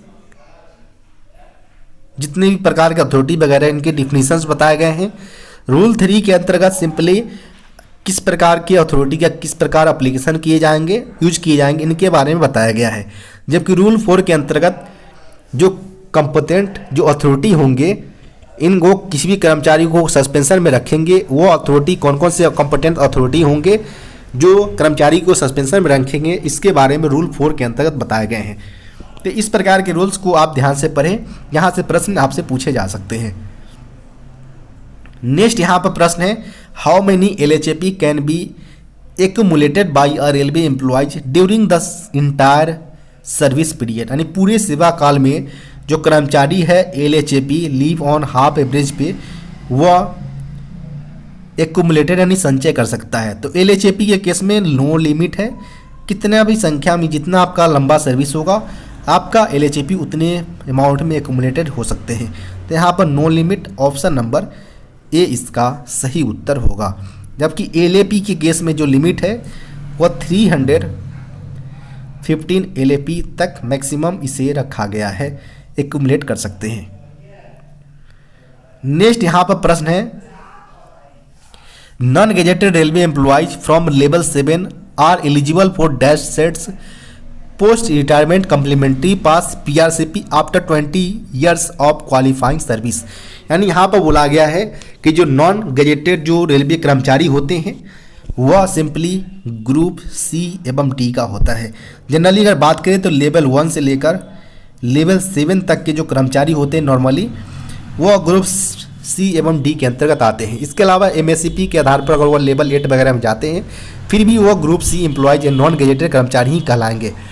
तो इसके आधार पर हम बात करें अगर तो इसमें अगर कोई कर्मचारी 20 ईयर्स का सर्विस देकर अगर रिटायर होता है तो उसे after retirement post retirement complimentary pass यानी पीआरसीपी प्रोवाइड करवाया जाएगा, जिसके आधार पर उसे प्रत्येक वर्ष आफ्टर रिटायरमेंट 2 सेट्स पास प्रत्येक ईयर दिए जाएंगे post retirement complimentary passes after qualifying of 20 year services.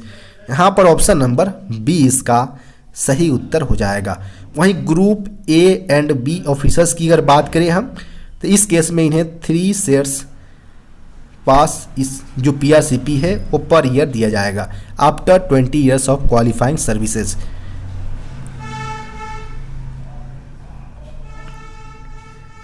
Next यहाँ पर प्रश्न है पार्टिसिपेशन इन पॉलिटिक्स और elections is a violation of which code of conduct. यानी यहाँ पर बोला गया है राजनीति या चुनाव में भाग लेना किस आचार संहिता का उल्लंघन है वो यहाँ पर पूछा गया है। तो जो कंडक्ट रूल जो 1966 में लाया गया था आचरण नियम 1966 के अंतर्गत, इसमें जो रूल बताया गया है रूल नंबर 5 के अंतर्गत कोई भी कर्मचारी किसी भी प्रकार के पॉलिटिक्स या इलेक्शन में भाग नहीं ले सकता है। अगर लेता है तो उसे प्रायर अप्रूवल की रिक्वायरमेंट होगा। तो इस प्रकार के दिशा निर्देश वगैरह जो डायरेक्शन है वो रूल 5 के अंतर्गत बताए गए हैं। तो यहाँ पर जो सही उत्तर है वो ऑप्शन नंबर ए रूल 5 इसका सही उत्तर हो जाएगा, जिसके अंतर्गत कर्मचारी जो पार्टिसिपेशन जो कर्मचारी का है पॉलिटिक्स या इलेक्शन के अंतर्गत इसके रिलेटेड बताया गया है। इसके अलावा जो रूल नंबर 6 है यह है ज्वाइनिंग ऑफ एसोसिएशन और यूनियंस बाय रेलवे सर्वेंट। यानी रेलवे सर्वेंट के द्वारा किसी भी प्रकार के एसोसिएशन या यूनियंस में ज्वाइनिंग करने से रिलेटेड जो डायरेक्शंस है वह रूल 6 के अंतर्गत बताया गया है। जबकि रूल 7 की अगर बात करें तो डेमोन्स्ट्रेशंस यानी कोई भी प्रदर्शन वगैरह है करता है या इस कर्मचारी वगैरह तो उनके लिए डायरेक्शंस वगैरह रूल 7 के अंतर्गत मेंशन किया गया है। जबकि रूल 8 की अगर बात करें हम तो रूल 8 के अंतर्गत जो कनेक्शन विथ प्रेस और अदर मीडिया यानी किसी प्रकार का मीडिया या प्रेस के साथ अगर है या इसके लिए कोई रिलेशन जो डायरेक्शंस वगैरह है वह रूल 8 के अंतर्गत बताया गया है। तो इस प्रकार के रूल्स को टोटल आप याद 1 बाय 1 करके याद रखें, क्योंकि यहाँ पर डायरेक्ट रूप से प्रश्न पूछे जाते हैं कंडक्ट रूल से। नेक्स्ट यहाँ पर प्रश्न है not subject to the railway employees discipline and appeal rules. यानी यहाँ पर बोला गया है कि जो 4 ऑप्शन दिए गए हैं वह रेलवे एम्प्लॉय जो अनुशासन व अपील नियम का विषय नहीं है, तो जो यह अप्लीकेबल नहीं होता है वह कैजुअल लेबर, इसके अलावा आरपीएफ स्टाफ और जो होता है ऑल इंडिया सर्विसेज वाले जो ऑफिसर्स होंगे जैसे जीएम या उसके ऊपर के जो ऑफिसर्स होता है इनके ऊपर जीएम एंड एबव ऑफिसर्स के ऊपर डिसिप्लिन एवं अपील रूल्स अप्लाई नहीं होते हैं। तो इसका आप ध्यान रखें। तो यहाँ पर option number D all of the above इसका सही उत्तर हो जाएगा।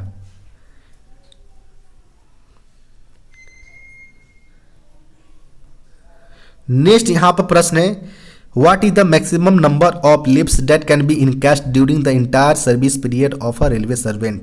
यानी रेलवे कर्मचारी के पूरे सर्विस काल के दौरान वो कितने संख्या में अधिकतम संख्या में लीव को इनकैश करा सकते हैं, नकदीकरण करा सकते हैं, वो यहाँ पर पूछा गया है।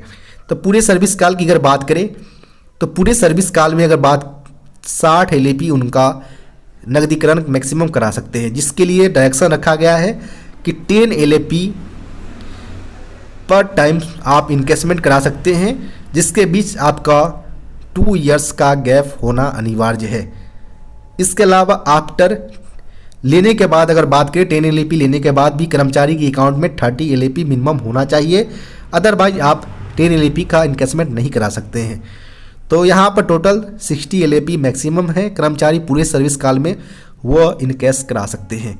तो यहाँ पर ऑप्शन नंबर जो होगा वह ऑप्शन नंबर बी इसका सही उत्तर हो जाएगा।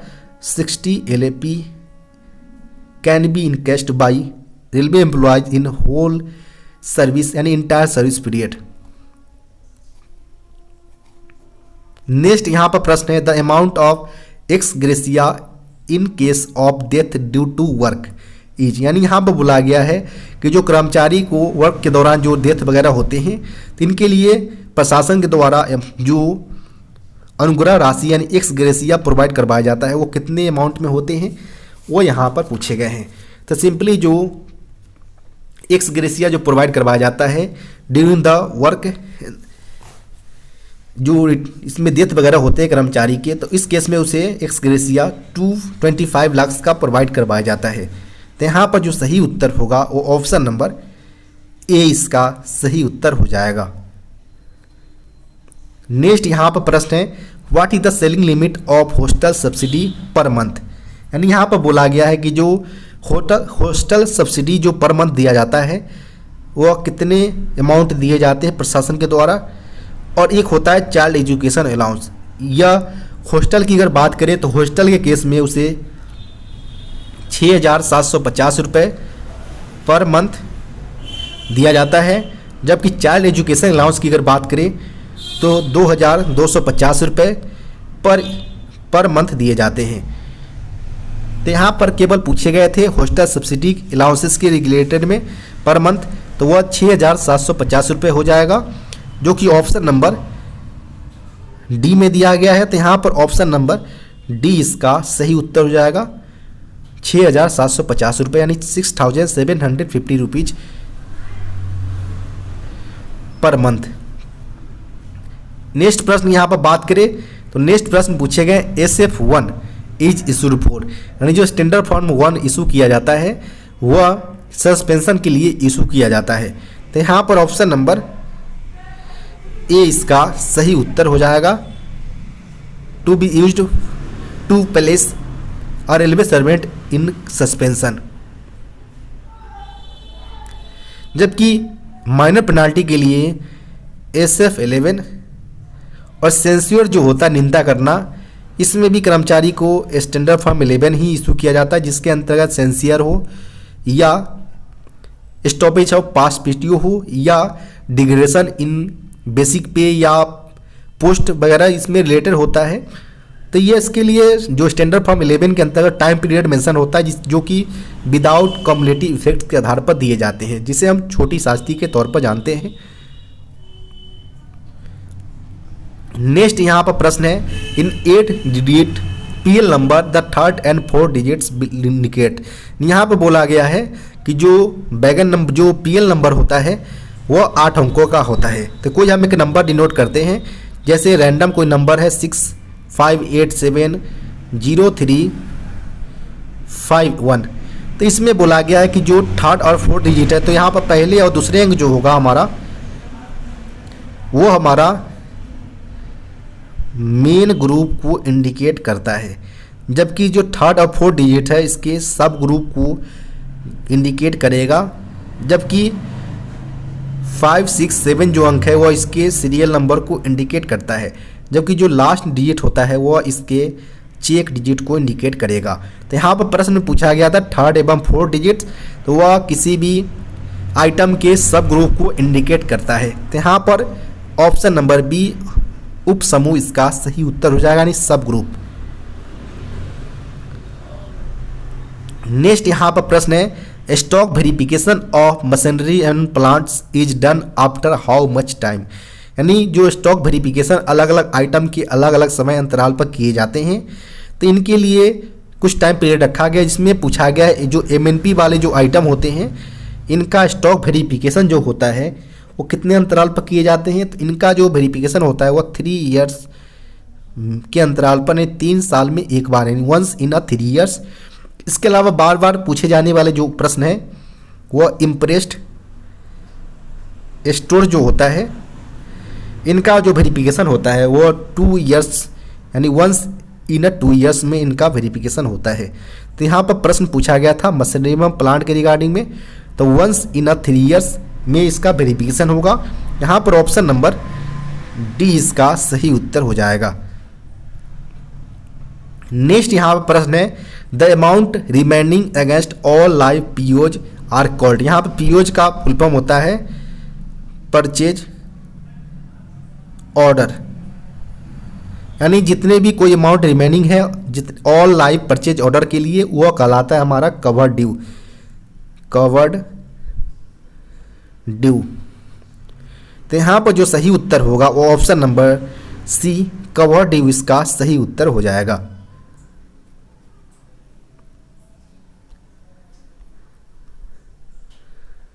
नेक्स्ट यहाँ पर प्रश्न है AAC मीन्स, AAC का मतलब क्या होता है? AAC का सिंपली मतलब होता है एंटीसिपेटेड एनुअल कंजप्शन, यानी इसको अगर बात करें हिंदी फॉर्म में तो प्रत्याशित या पूर्वानुमानित, जिसे हम पहले रूप से पूर्वानुमानित करते हैं। एनुअल कंजप्शन यानी वार्षिक कंजप्शन जो होता है उसे हम AAC का यहाँ पर फुल फॉर्म होता है एंटीसिपेटेड एनुअल कंजप्शन, यानी पूर्वानुमानित वार्षिक खपत, यानी ऑप्शन नंबर यहाँ पर डी इसका सही उत्तर हो जाएगा। AAC का प्रयोग जो होता है वह केवल और केवल स्टॉक आइटम के लिए किया जाता है।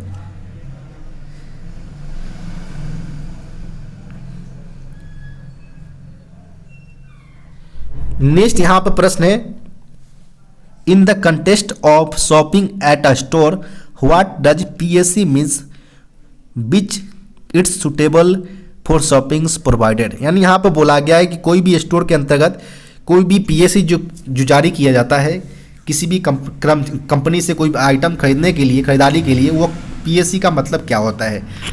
तो PAC का सिंपली मतलब होता है यहाँ पर प्रोप्राइटरी आर्टिकल सर्टिफिकेट होता है, जिसका प्रयोग तब हम करते हैं और यह जो जारी किया जाता है वो यूजर डिपार्टमेंट के द्वारा जारी किया जाता है। और जारी करने के लिए जो बेस रखा जाता है कि कोई भी आइटम जिसके बिना काम नहीं चल सकता और जो आइटम पार्टिकुलर फर्म्स के द्वारा मैन्युफैक्चर किए जा रहे हो, तो इस केस में यूजर डिपार्टमेंट के द्वारा PAC यानी प्रोप्राइटरी आर्टिकल सर्टिफिकेट जारी किया जाता है, जिसके माध्यम से स्टोर डिपार्टमेंट सिंगल टेंडर के माध्यम से इसका परचेज करते हैं। तो यहाँ पर जो सही उत्तर होगा वो ऑप्शन नंबर ए प्रोप्राइटरी आर्टिकल सर्टिफिकेट इसका सही उत्तर हो जाएगा। Proprietary article certificate.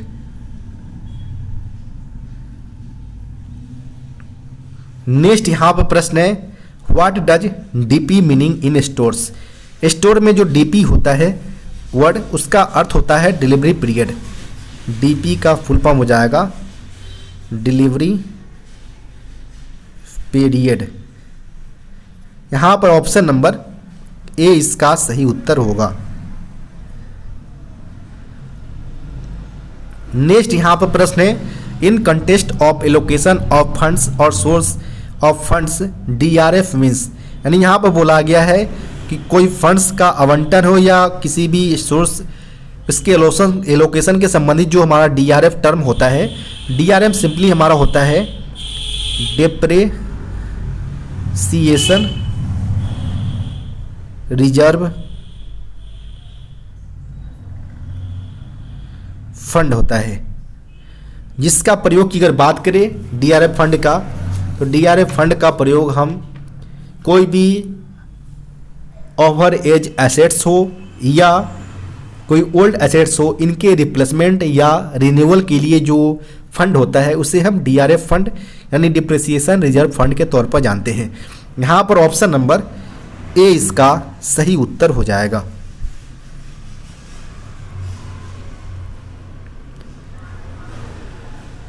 नेक्स्ट यहाँ पर प्रश्न है under which plan head can receipt of rolling stock be made, यहाँ पर बोला गया है कि रोलिंग स्टॉक की प्राप्ति कौन से प्लान हेड के तहत की जाती है, वो यहाँ पर पूछा गया है।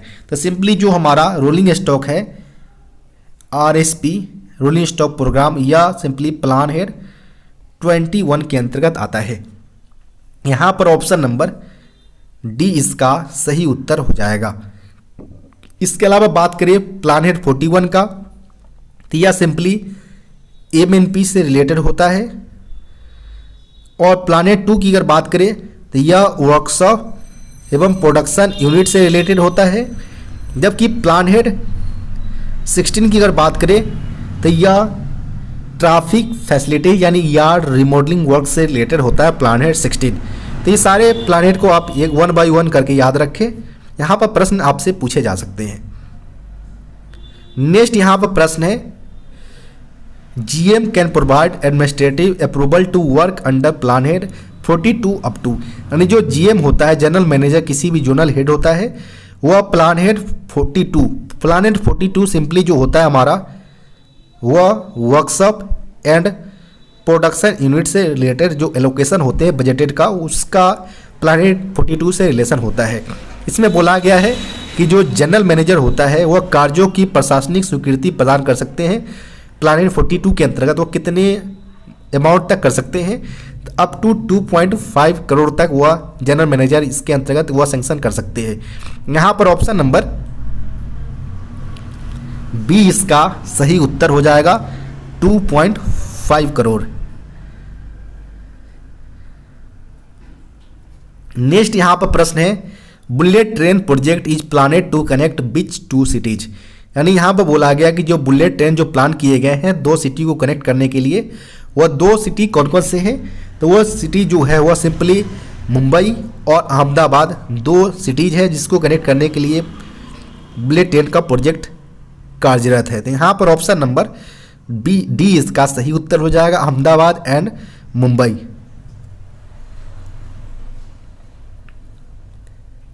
नेक्स्ट यहाँ पर प्रश्न है who was the architect of the Indian railway network, भारतीय रेलवे नेटवर्क का जो आर्किटेक्ट हो या स्थापकर्ता जो होगा वह कौन थे, तो वह सिंपली जो आर्किटेक्ट थे वह भारतीय रेलवे नेटवर्क का वह लॉर्ड डल हौजी इनके आर्किटेक्ट थे भारतीय रेलवे नेटवर्क का, जिन्होंने अपने कार्यकाल जो 1848 से लेकर 1855 के बीच जो उनका कार्यकाल था, जिसमें वह 16 अप्रैल 1853 को भारत के अंतर्गत पहली बार रेल का ट्रायल करवाया गया था। जो करवाया गया था वह बोरीबंदर और थाने के बीच 34 किलोमीटर डिस्टेंस के बीच करवाया गया था, जिसके कारण ही जो लॉर्ड डलहौजी है इन्हों भारतीय रेलवे का जो फादर्स के तौर पर कंसीडर किए जाते हैं।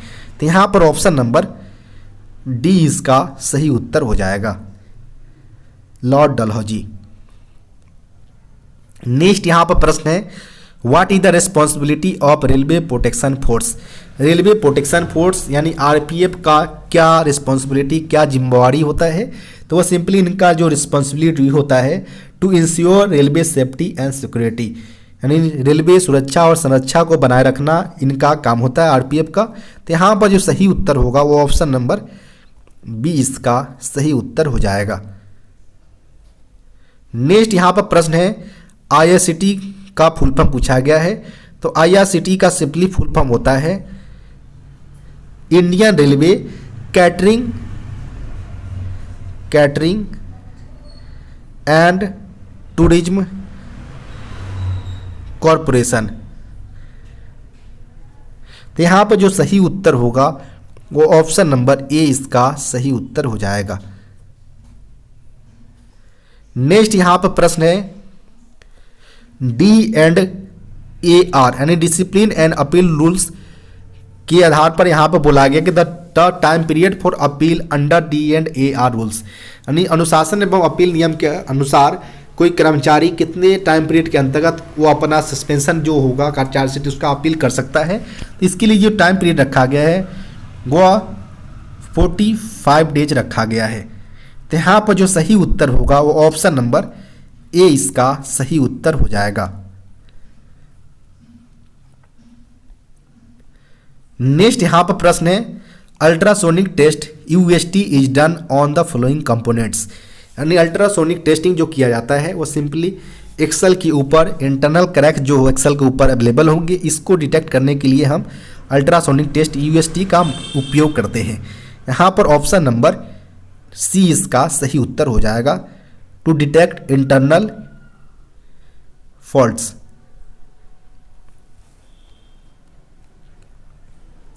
नेक्स्ट यहाँ पर प्रश्न है, who is called the father of green revolution in India, यानी हरित क्रांति के जनक किसे बोला जाता है भारत के अंतर्गत। तो ग्रीन रेवोल्यूशंस की अगर बात करें हम, तो इसमें डॉक्टर एम.एस. स्वामीनाथन का नाम आता है। तो यहाँ पर ऑप्शन नंबर बी इसका सही उत्तर हो जाएगा, डॉक्टर एम.एस. स्वामीनाथन, जिनको ही भारत के जो ग्रीन रेवोल्यूशंस के फादर के तौर पर कंसीडर किए जाते हैं।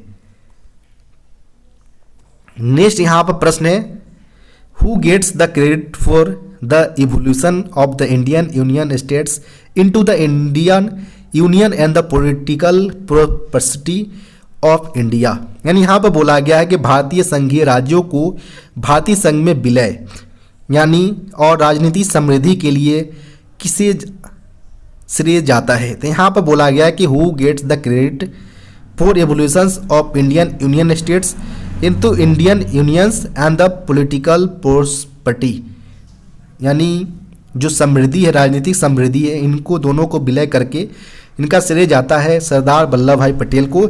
इन्हीं के नाम पर राष्ट्रीय एकता दिवस 31 अक्टूबर को मनाया जाता है, जिसके नाम से ही स्टैचू ऑफ यूनिटी का निर्माण किया गया है।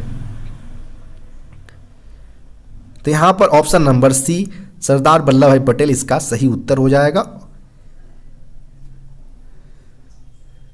नेक्स्ट यहाँ पर प्रश्न है, full form of CPU. CPU का फुल फॉर्म होता है सेंट्रल प्रोसेसिंग यूनिट। यहां पर ऑप्शन नंबर की अगर बात करें तो ऑप्शन नंबर बी इसका सही उत्तर हो जाएगा।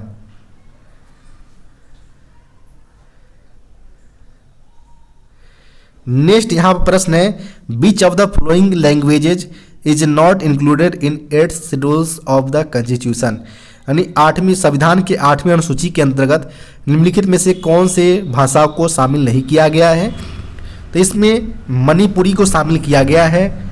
इसके अलावा बात करें तो नेपाली लैंग्वेज जो है, नेपाली लैंग्वेज को भी शामिल किया गया है, संथाली लैंग्वेज को भी शामिल किया गया है, जबकि ऑप्शन नंबर जो सी है इनको शामिल नहीं किया गया है। तो यहाँ पर ऑप्शन नंबर सी इसका सही उत्तर हो जाएगा। नेक्स्ट यहाँ पर प्रश्न है, in which year the official language act passed, यानी किस वर्ष के दौरान ऑफिशियल राजभाषा अधिनियम 1963 को पारित किया गया था। तो यह पारित किया गया था 10 मई 1963 के अंतर्गत। यहाँ पर ऑप्शन नंबर जो होगा वो ऑप्शन नंबर ए इसका सही उत्तर हो जाएगा। नेक्स्ट यहाँ पर प्रश्न है, what did section 3 of official language act come into force, यानी राजभाषा अधिनियम की धारा 3 कब से प्रभाव में आया था। सेक्शन 3 वो आया था 1965 में प्रभाव में आया था। यहाँ पर ऑप्शन नंबर जो होगा वो ऑप्शन नंबर बी इसका सही उत्तर हो जाएगा, 1965। नेक्स्ट यहाँ पर प्रश्न की बात करें, पूछे गए हैं, select Hindi word of notification. Notification का जो हिंदी वर्ड शब्द होता है वो अधिसूचना होता है। यहाँ पर अधिसूचना, यहाँ पर ऑप्शन नंबर बी इसका सही उत्तर हो जाएगा। नेक्स्ट यहाँ पर प्रश्न है, how many sections are there in the official language act. Official language act के अंतर्गत कितने सेक्शन हैं वो यहाँ पर पूछे गए हैं। तो टोटल राजभाषा अधिनियम के अंतर्गत 9 सेक्शन के बारे में बताया गया है। यहाँ पर ऑप्शन नंबर सी इसका सही उत्तर हो जाएगा, 9 सेक्शन। नेक्स्ट यहाँ पर प्रश्न है, how many members are there in the parliamentary official language committee यानी संसदीय राजभाषा समिति के अंतर्गत कितने संख्या में सदस्य है वो यहाँ पर पूछा गया है। तो इसके अंतर्गत जो सदस्य है जो पार्लियामेंट्री कमेटी के अंतर्गत वो टोटल 30 मेंबर्स है। 20 मेंबर्स जो है वो लोकसभा से है, 10 मेंबर्स जो है वो राज्यसभा से है और इसके चेयरमैन केंद्रीय यानी सेंट्रल होम मिनिस्टर इसके चेयरमैन होते हैं। यहाँ पर ऑप्शन नंबर ए 30 नंबर्स में मेंबर्स अवेलेबल होंगे and parliamentary official language committee के अंतर्गत। नेक्स्ट यहाँ पर प्रश्न है how many languages are there in the 8 schedules of the constitution. संविधान की 8वीं अनुसूची में कितने संख्या में भाषाएं हैं वो यहाँ पर पूछे गए हैं। तो टोटल वर्तमान में इनके अंतर्गत लैंग्वेज 22 लैंग्वेज 22 लैंग्वेजेस को इंक्लूड किए गए हैं। यहाँ पर ऑप्शन नंबर बी इसका सही उत्तर होगा। नेक्स्ट यहाँ पर प्रश्न है on which day is world Hindi day celebrated, यानी किस दिन के आधार पर विश्व हिंदी दिवस मनाया जाता है। तो विश्व हिंदी दिवस की अगर बात करें तो यह प्रत्येक वर्ष 10 जनवरी को मनाया जाता है। यहाँ पर ऑप्शन नंबर सी इसका सही उत्तर हो जाएगा। जबकि नेशनल हिंदी डे की अगर बात करें तो नेशनल हिंदी डे प्रत्येक वर्ष 14 सितंबर को मनाया जाता है। नेक्स्ट यहाँ पर प्रश्न है what is the chairman of the first official language commission, यानी यहाँ पर बोला गया कि पहला राजभाषा आयोग का अध्यक्ष कौन थे वो यहाँ पर पूछा गया है। तो फर्स्ट ऑफिशियल लैंग्वेज कमीशन का जो गठन हुआ था वह हुआ था 7 जून 1955 को हुआ था और इसके जो अध्यक्ष थे वह बीजी खेर, पहली बार इनको अध्यक्ष बनाया गया था ऑफिशियल लैंग्वेज कमीशन का। तो यहाँ पर जो सही उत्तर होगा वो ऑप्शन नंबर ए बाला साहब गंगाधर खेर इसका सही उत्तर हो जाएगा, ऑप्शन नंबर ए। नेक्स्ट यहाँ पर प्रश्न है under the official language rules Andaman and Nicobar islands come under which linguistic region, यानी राजभाषा नियम के अंतर्गत अंडमान निकोबार द्वीप समूह किस भाषाई क्षेत्र में आता है। तो जो अंडमान निकोबार द्वीप समूह है वह रीजन ए के अंतर्गत आते हैं। तो यहाँ पर जो सही उत्तर होगा वो ऑप्शन नंबर ए क क्षेत्र इसका सही उत्तर हो जाएगा। आपको वीडियो कैसा लगा कमेंट बॉक्स में बताना न भूले, साथ ही साथ वीडियो को लाइक एवं चैनल को सब्सक्राइब करना न भूले। अगर आपके पास भी कोई ऐसा पेपर है जिसका आप सॉल्यूशन चाहते हो तो डिस्क्रिप्शन बॉक्स में दिए गए व्हाट्सएप नंबर पर अपना पेपर भेज सकते हैं। धन्यवाद।